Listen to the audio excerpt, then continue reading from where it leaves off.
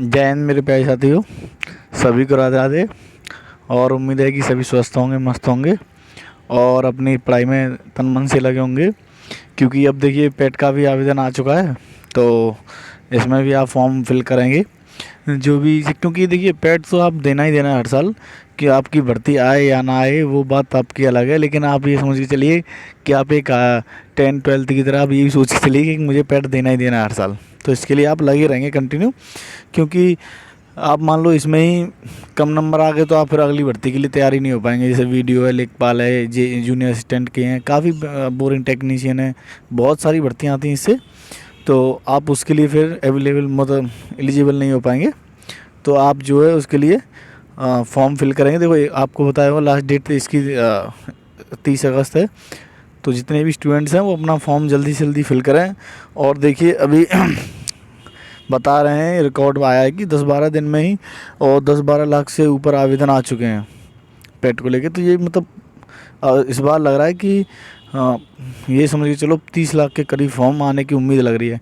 क्योंकि सबसे पहले फॉर्म भरे गए थे 2021 में, लगभग 14-15 लाख के करीब भरे गए थे। और फिर 2022 में 25 लाख हो गए। तो क्योंकि जिसको जैसे नॉलेज होती जा रही है, बहुत लोगों को पहले शुरुआत में 2021 में पेट की पता ही नहीं चला था कब फॉर्म निकल गया। तो उसमें मैंने डाला था उसी से, जो लेखपाल वाली भर्ती है उसका, वो इसी से चला 2021 वाली से। और देखिए मैं आपको बता देता हूँ कि कम अंक वाले जो हैं वो किसी परीक्षा में नहीं हट पाएंगे, ये सत्य बात है। अगर अच्छे मार्क्स लाते हैं, मान लो 80 मार्क्स लाते हैं, 85 लाते हैं, तो आप हर मार्क्स जो भी हर फॉर्म कोई भी आए जो उसके लिए आप एलिजिबल होंगे। तो आप जो ज़्यादा से ज़्यादा नंबर लाने की कोशिश करेंगे, वो जाहिर सी बात है। और सिलेबस के बारे में तुम्हें अभी बताऊंगा भी आगे, मैं जितना भी इसमें सिलेबस है क्या क्या है, कौन सा है। जैसे पुराने स्टूडेंट देते आ रहे हैं उन्हें तो पता होगा वो, लेकिन जो नए हैं उनको मैं अभी बता दूंगा पूरा डिटेल में कि क्या क्या आएगा इसमें, क्या क्या नहीं आएगा। ठीक है साथियों। और ये मैंने एक लाइन लिखी थी, आयोग ने पुरानी सभी रुकी हुई भर्ती जो है पूरी कराई, ये बहुत बड़ी खुशखबरी है। तो देखिए मैं इस बारे में ये कहना चाह रहा था कि जो कहते हैं ना कि स्टूडेंट्स को डिमोटिवेट करना, दुखी करना, इसको कहते हैं। अगर फॉर्म आ रहे हैं, मान लो पेट का आ गया, अब बार आप पेट तो दे रहे हैं लेकिन कोई भर्ती 2016, 18, 19, 20, 21, 22, 2023, मतलब ये सोचो कि 2016 तक की भर्ती अभी अधूरी पड़ी हुई है। आप पेट दिलवाए ही जा रहे हो, हर बार दिलवाए जा रहे हो। अरे इस पेट से हो क्या रहा है, ये बताइए। या फिर इसमें एक जैसे टेट होता है, सी टेट होता है, यूपी टेट होता है, उसकी तरह आप एक एलिजिबल कर दो कि हाँ भाई इतने मार्क्स आ गए आपको, आप इसके बाद आप एलिजिबल हो जाएंगे किसी फॉर्म फिल करने के लिए।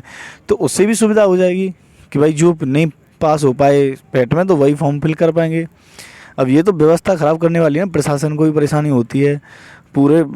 आप हर बार पेट, मान लो मैं हर बार मान लो 80 मार्क्स ला रहा हूँ, फिर मुझे अभी भी पेट देना पड़ेगा। मान लो पिछली बार भी 80 आए और फिर भी दोबारा मुझे देना पड़ेगा। तो इससे फ़ायदा क्या हो रहा है? जो और स्टूडेंट हैं जो और तैयारी करना चाह रहे हैं उनका भी तो नंबर आए ना इसमें, लेकिन ये नहीं समझ पाएंगे। एक अगर मैं तो ये चाहूँगा कि अगर उस हिसाब से कर दें तो बहुत अच्छा रहेगा कि एक कोई भी मार्क रख दें, मान लो 80 पे या 70 पे, कि सभी जो भी 70 मार्क्स ले आएंगे उनको हर एग्ज़ाम में एलिजिबल किया जाएगा। तो इस तरीके से होना चाहिए कायदे में, लेकिन ये नहीं, अपने अपनी चला रहे हैं। वैसे आयोग बहुत अच्छा आयोग है, ये आप भी जानते हो इसको। और पुरानी भर्तियां तो ये झटके में कराई देता है, आपको पता ही है कितने सालों से चल रही भर्तियां, वो जब चाहे जब करा दे। तो साथियों मैं पहले इसके बारे में सिलेबस बता देता हूँ, क्योंकि मैं ज़्यादा मुझे अच्छा नहीं लगता इस आयोग के बारे में कुछ बोलना। अब हमारी मजबूरी है, आपकी मजबूरी है फॉर्म फिल करना और वो करना, नहीं तो सामने होता आयोग बताया जाए। ठीक है साथियों, मैं भी आपको बताता हूँ सिलेबस के बारे में। देखो साथियों, ये है आपका सिलेबस। जो परीक्षा का टाइम रहेगा वो 2 घंटे का रहेगा। इसमें 100 क्वेश्चन रहते हैं और जो मार्क्स हैं वो भी 100 मार्क्स का रहेगा। ठीक है साथियों।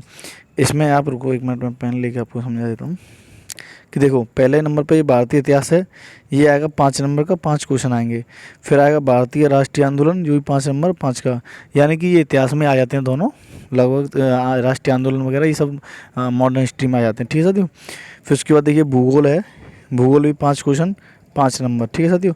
फिर आ जाएगा अर्थव्यवस्था, जो इकोनॉमी है, ये 5 नंबर के 5 क्वेश्चन आएंगे। संविधान के 5 नंबर के 5 क्वेश्चन आएंगे। और फिर उसके बाद सामान्य विज्ञान, देखिए 5 नंबर के 5 क्वेश्चन। फिर मैथ के भी 5 के 5।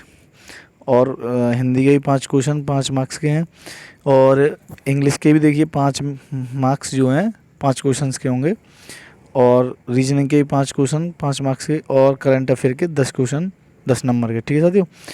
और ये सामान्य जागरूकता, ये भी 10 नंबर के 10 क्वेश्चन है, जो आप स्टैटिक जीके कह लीजिए इसको। और देखिए हिंदी के जो गद्यांश आएंगे वो आएंगे 10 क्वेश्चन आएंगे, यानी 2 गद्यांश आएंगे 5-5 क्वेश्चन के, और इसमें 10 नंबर होंगे। ठीक है साथियों। फिर एक ग्राफ आएंगे, 2 ग्राफ आएंगे, 10 क्वेश्चन आएंगे उसके, और 10 नंबर के होंगे। ठीक है साथियों।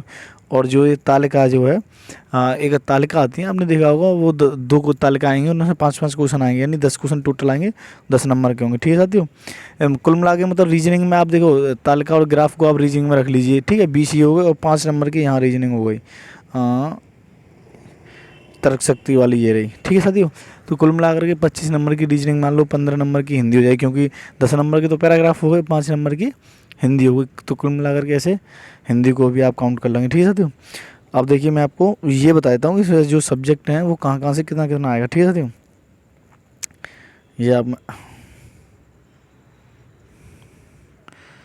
ये आपको मैं हिंदी दिखा देता हूँ कि वो सॉरी इतिहास देखिए, सिंधु घाटी सभ्यता आएगी, वैदिक संस्कृति आएगी, बौद्ध धर्म आएगा, जैन धर्म आएगा, मौर्य वंश आएगा, गुप्त वंश, हर्षवर्धन, राजपूत काल, सल्तनत काल, मुगल साम्राज्य, मराठा, ब्रिटिश राज्य, और ये जो है यहाँ से आपके क्वेश्चंस बनेंगे 5 नंबर के। ठीक है साथियों। फिर उसके बाद देखिए राष्ट्रीय आंदोलन आ गए, ये रहे नीचे, स्वाधीनता आंदोलन के प्रारंभिक वर्ष वगैरह ये भी हैं, और क्रांतिकारी आंदोलन ये यहाँ तक आ गए। ठीक है साथियों। फिर ये आप तीसरे नंबर पर देखेंगे, एक सेकेंड, ये तीसरे नंबर पर देखिए, ये आ गया क्या, भूगोल। ये भूगोल भी 5 नंबर का है। भारत एवं विश्व का भौतिक भूगोल, मतलब जो उसके बारे में मैप में कहाँ क्या क्या गया है, ऐसे उस तरीके से आपको मैप से एक बार पढ़ना पड़ेगा।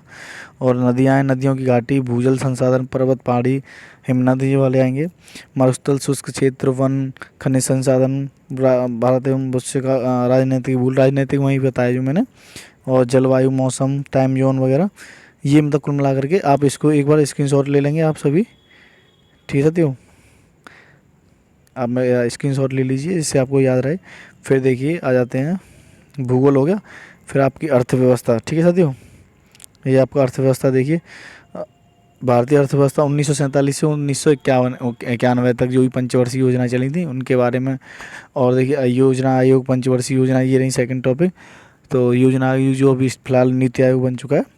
मिश्रित अर्थव्यवस्था, हरित क्रांति, दुग्ध विकास, बैंकों का राष्ट्रीयकरण एवं सुधार, वर्ष 1991 में आर्थिक सुधार, 2014 के पश्चात आर्थिक सुधार, कृषि सुधार, ढांचागत श्रम सुधार, आर्थिक सुधार, जीएसटी, ये सभी इकोनॉमी के टॉपिक हैं, ये इकोनॉमी में आएंगे। और ये आपका देखो संविधान आ गया।